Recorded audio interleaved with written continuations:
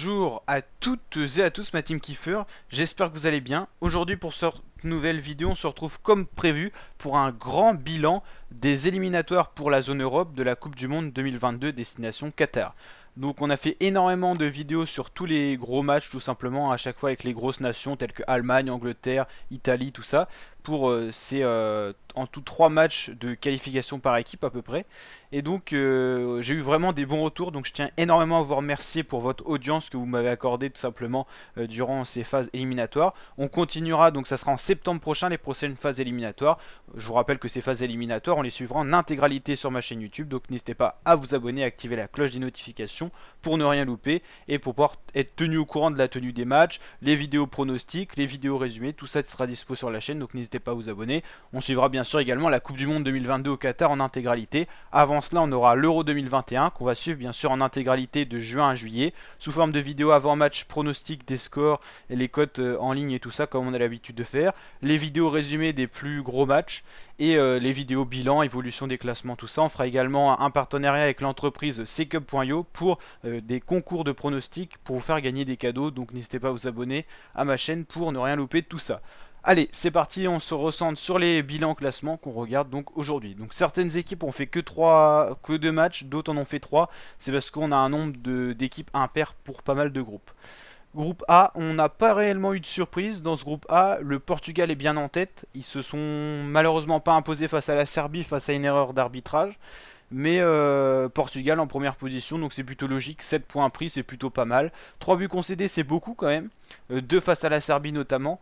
On connaissait une défense du Portugal plus efficace. On n'a pas vu un très grand Cristiano Ronaldo, même s'il a été correct. Mais par rapport à son niveau qu'on peut espérer, on aurait pu espérer mieux.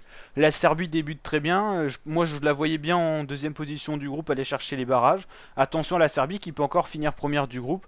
Et attention au Luxembourg qui a montré des belles choses malgré qu'il n'y ait que 3 points sur le papier. L'Irlande et l'Azerbaïdjan sont clairement en difficulté. À mon avis, ça sera mission impossible pour revenir avec déjà 7 points de retard au bout de 2 ou 3 journées. Mais après, ils ont que 2 matchs joués. C'est aussi ça le truc à prendre en compte. Donc attention quand même à ça. On va bien faire attention à ça. C'est pareil, l'Espagne a 3 matchs joués, donc 7 points. Mais attention à la Suède qui a 6 points avec 2 matchs joués et qui a concédé 0 but. Une très bonne défense suédoise et le retour d'Ibrahimovic qui a fait du bien. La Grèce, elle a pris 2 points. Pas de victoire, pas de défaite. Et Géorgie 1 point et Kosovo 5 points. Donc là, hiérarchie respectée. Mais attention, pareil, l'Espagne est un peu fragile. Donc attention à la Suède qui peut être très délicate à jouer.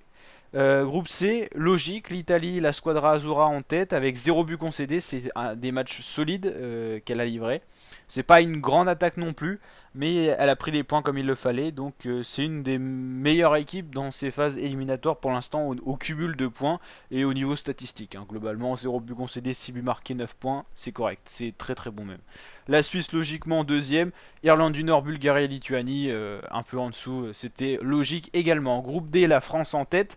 Alors ce groupe D il est très surprenant parce qu'il y a eu énormément de matchs nuls. En fait, à part la France, aucune équipe n'a réussi à gagner de match. Donc ça monte un peu le niveau assez fragile au final de toutes les équipes.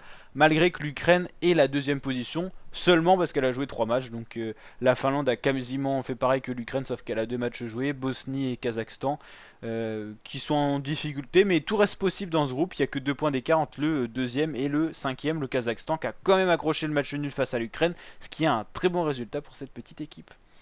Groupe E avec la Belgique bien en tête, 12 buts marqués, là c'est assez net, mais quand même 2 buts concédés. Ils nous ont habitués à mieux. La République tchèque assure avec 4 points sur 3 matchs joués, donc c'est un peu plus fragile, mais ça va encore. Pays de Galles 3ème, 3 points, avec Gareth Bale qui a du mal avec son effectif à donner quelque chose de réellement homogène, fort. Et Biélorussie 3 points, mais une différence de but catastrophique à cause du 8-0 face à la Belgique. Peut-être pas 8-0. N'hésitez pas à me redire en commentaire, ça je suis pas trop sûr. Et Estonie 5ème avec 0 points, ce sera compliqué pour l'Estonie. Groupe F, c'est un groupe assez faible globalement sur le papier. Les Danois sont premiers, ils sont comme les Italiens un très bon début de compétition. Après, il faut prendre en compte que les équipes dans le groupe sont globalement faibles, mais quand même 14 buts marqués, 0 but concédé, 9 points. C'est des statistiques tout à fait sympathiques.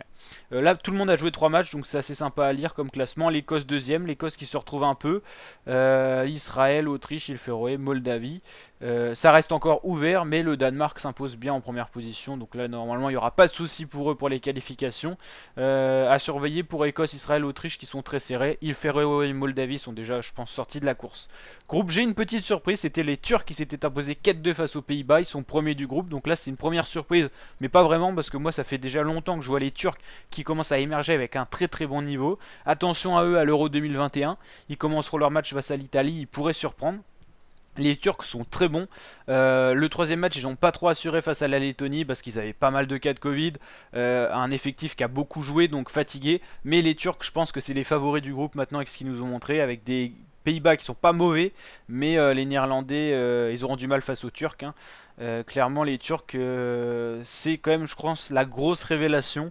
Et c'est une équipe qui va poser des problèmes. Je pense pour l'Euro et la Coupe du Monde, ils vont vraiment être bons. Donc attention à leur parcours.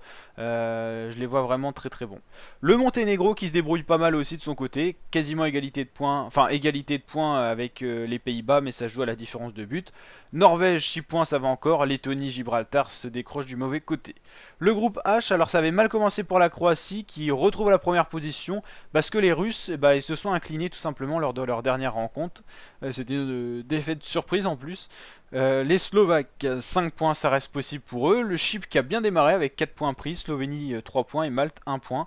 Donc là, tout reste possible dans ce groupe et il n'y a pas vraiment de gros favoris à part les Croates, normalement qui sur le papier sont au-dessus, finalistes de la dernière Coupe du Monde. Mais ils ont quand même une grosse baisse de niveau durant ces 2 dernières années qui ont suivi la Coupe du Monde. Le groupe I, dominé par l'Angleterre et la Hongrie. L'Albanie a quand même 6 points, la Pologne 4 points, Andorre 0 et Saint-Marin 0. Moi je vois bien le classement rester à peu près dans ce ordre-là. Peut-être la Pologne qui repassera au-dessus de l'Albanie. Je vois bien Angleterre qualifiée d'office en premier et Hongrie au barrage. Ils sont pas mauvais les Hongrois. Ils pourront poser problème à l'Angleterre, hein. Attention au match Angleterre-Hongrie. Ça sera un match, je pense, très intéressant avec les Hongrois qui ont la confiance et qui retrouvent un certain niveau. Alors le groupe J, c'est le groupe des surprises. L'Arménie en première position, vous ne rêvez pas, 9 points. Ils jouent très bien les Arméniens. Ils ont concédé que 2 buts, ils en ont marqué 6 et ils sont en tête du groupe. Deuxième, c'est également la Macédoine du Nord. Les petites équipes de ce groupe sont vraiment à la fête. Et moi, c'est ce que j'aime dans le football, c'est les surprises. La Macédoine qui a battu l'Allemagne 2-1, c'est quand même exceptionnel. L'Allemagne que 3ème avec 6 points. Roumanie 3 points, Islande 3 points et Liechtenstein 0 points. Alors comment expliquer ce groupe? L'Arménie, c'est quand même une équipe qui a de très bonnes individualités, qui a une équipe soudée aussi, et c'est ce qui a fait la différence pendant ces 3 premiers matchs pour cette équipe. La Macédoine du Nord, elle en veut, malgré qu'elle ait des joueurs un peu plus faibles peut-être sur le papier, elle a un collectif qui a envie de gagner, et c'est ce qu'on a vu notamment quand ils ont fêté la victoire face à l'Allemagne, c'est une équipe qui a voulu en découdre sur le terrain. La Roumanie sont globalement en baisse de niveau, l'Islande également, et le Liechtenstein a toujours été en difficulté, donc pour l'instant on a des surprises dans ce groupe, et ça pourrait continuer, je l'espère que ces équipes se qualifieront en surprise. Ça serait énorme, l'Arménie à la Coupe du Monde, ou même la Macédoine du Nord, qui va participer d'ailleurs pour la petite anecdote à son premier Euro, l'Euro 2021, donc ils sont vraiment sur un petit nuage les Macédoniens, je sais pas si ça se dit comme ça, mais en tout cas bravo à eux, ils ont très très bien joué.